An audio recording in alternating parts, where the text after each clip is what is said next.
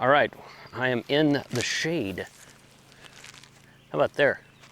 Yeah, there we go. So overlanding with ham radio for Parks on the Air, overnight camping trip, Pettigrew State Park, North Carolina. This is gonna be a product review video. Let's go.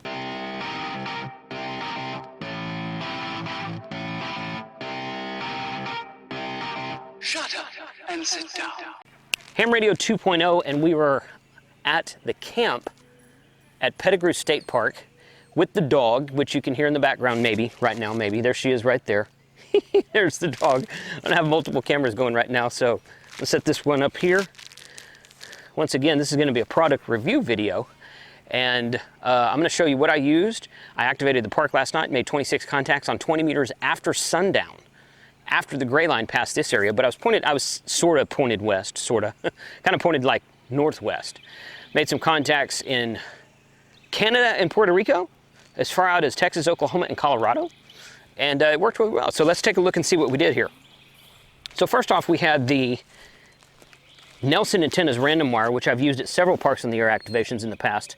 This is a very easy antenna to set up and take down. It's lightweight, it's multi-banded, and it just works really well. Get those on eBay, and these product links will be in the description below as well.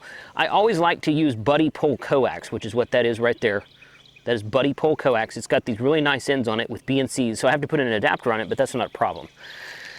It's mil-spec RG58, so it's also really lightweight. This, walking around the side here, in fact, let's go to the other side. Of course, no POTA Trip is complete without a dog. Right, Electra? Uh-huh. Yeah, no, you can't put your nose on the camera. She's whining at the other dog that's over there. Hey, there's Matt, 84MQ. So, no POTA Trip is complete without a dog as your mascot while you're on the air. Right? Right? Right? Right? Right? Otherwise, how would you expect to get dog hair all over everything if you don't bring your dog? Yep. On the other side of the truck, this is my drive-over mast I have used in several Parks on the Air videos. These are custom designed by a gentleman in Lexington, Texas. This part right here is what you drive over, obviously, where the tire is right there. This is all angle iron. And then this part here, this pin comes out this direction, and this folds over this way so that you can put a mast here in the top and kind of fold it up if you want to, or you can just set it like this and put the mast in the top, however you want to do it, multi-option. This is my carbon fiber mast from Gigaparts, which is the 50-foot version. It goes up right there. You can kind of see it. Yeah, there it is right there. That's the top with the dog bone at the top with the random wire. The carbon fiber mast is perfect because it is lightweight, portable. This one right here is the 50-foot version. This is the bottom section, and this end cap on the bottom section actually won't fit into my drive-over mount. So I have to take one section off, thus making it a 45-foot mast instead of a 50-foot mast, because each section is about 5 feet. However, this one's only up 40 feet. I took it up 40 feet. I looked at the angle of the random wire and I liked it, so I just kind of left it as it was. Again, made 26 contacts last night. This is my tent on the back of my Ford F-250. Of course, I got a camper shell for it, sometimes called a topper. That's the white thing that's on the back of the truck. No, it does not match the truck. Yes, I'm planning on getting it painted. Thank you for asking. But this is my tent. And the great thing about this tent right here, which I just got this on Amazon, the really great thing about this tent, looks like it's made by Red Camp, is that some of the tents I was looking at that were kind of like vehicle tents or vehicle awnings where you can attach them to the vehicle, they would bolt to the top of the truck or the top of the camper, and then they would kind of roll out like an awning on the side of an RV camper, which is fine, nothing wrong with that. This one here doesn't bolt on. This one here straps over the tire on each side of the vehicle. There's a strap right there. It loops over the top, just kind of sets there, and then you just put tension on these straps. You can adjust those straps down so that they're nice and tight. And then inside here, it's got a dome right here with the standard tent-like tent poles on the top right there. So it creates a dome. It's got these side walls that come down on each side. and then it's completely open in the back. And there's where I slept the last 2 nights, actually. There is a mattress. The mattress that was on the table in the other shot is what I was sleeping on there. So I've got my shelf in the back there. There's the light that adjusted. There's my shelf in the back. I got all my sleeping bag and pillows strapped up there right now. But what I do is I take the mattress and put it in the back of the truck, and then I lay out on my bedding. And then that shelf that all that stuff's sitting on right now is where I put my radio. If it was raining, you know, I could run it. The window behind the bedding right there that's built into the front of the camper shell folds down. The window itself folds down. So you can run a coax in there, and it will, you know, you can set up right there. You can set your 705 there with the tripod. I can set my IC7300 there. We've got some antennas there. There's my overnight bag. That is, that's actually Frank's camping chair. And behind that is right there. There's the Buddy Hex. That's the bag that the Buddy Hex fits in. Didn't set the Buddy Hex up for a one-night stay at this park. We're going to set it up for the Outer Banks this weekend. So, of course, no trip is complete Parks on the Air without Bioenno. I ran my 20 amp hour Bioenno with the IC7300 last night while I was making contacts. There's my 40 watt solar panel. Here is my mattress. This is a blow-up mattress that goes in the back, that's meant to fit in between the wheel wells of a bed. Now, here's the issue with that.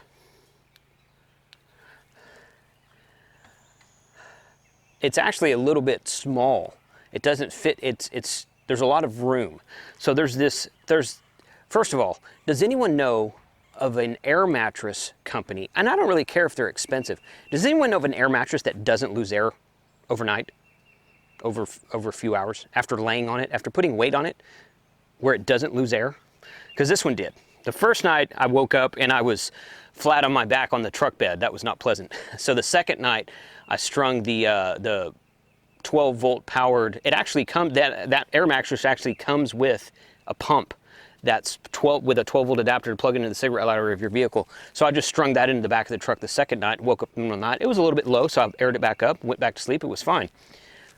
But this air mattress is supposed to go in the back of the truck. Well, first of all, it's a little bit small. I guess it's for a smaller truck, because they said it would fit in a 6.5 foot bed, which mine is, but it's too narrow.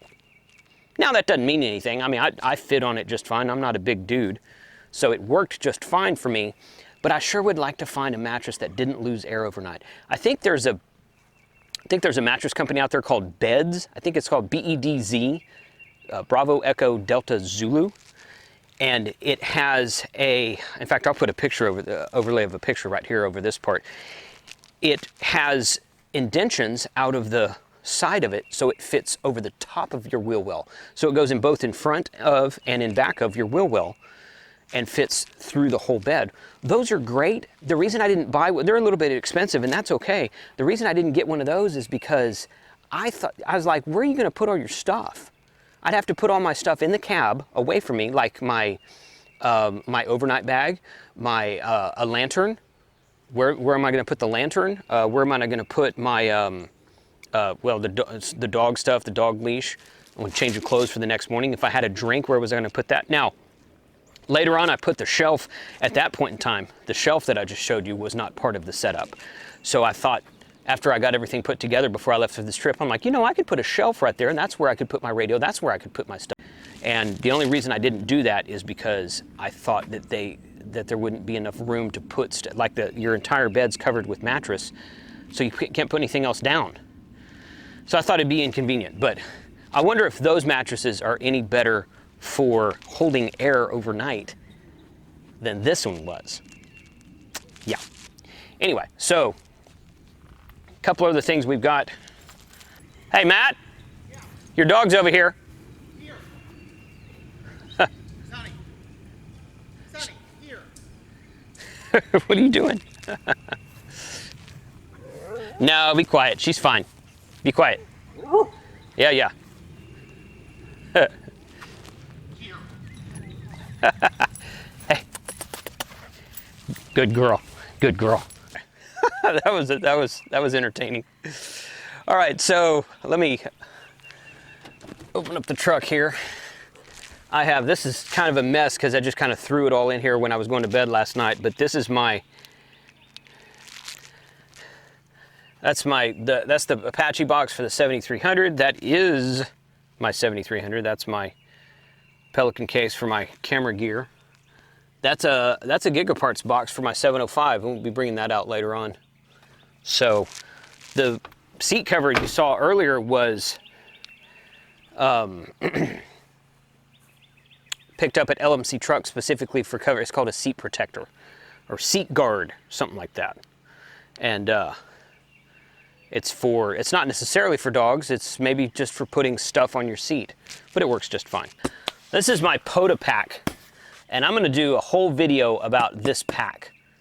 Probably I'm gonna get Frank. I got a couple of ideas for it because I got a couple of ideas that I think might make it funny. I think I'm funny. Nobody else does, but that's okay. So I'm gonna do a video with, I'm gonna get Frank to help me with the video this weekend at the Outer Banks. Hey guys, 73, thanks for watching. Again, this was a product review video. Just telling you what I'm doing. We left out of Texas on Tuesday. Today is Friday. We're meeting up with a bunch of other people today. We're driving to the Outer Banks today. I've got some on the road video that I recorded over the last couple of days. I tried to do an activation at the first park, which was Roosevelt State Park in Mississippi. And by the time I got there and got everything set up, and it was dark, and I didn't feel like, it was a challenge to set up the tent, and so I didn't end up setting the tent up that night, but by the time I got through trying, it was dark, so I didn't want to set up an antenna in the dark. So I actually missed out on that activation. I'm kind of sad about that, because that was a beautiful park. Roosevelt State Park in Mississippi.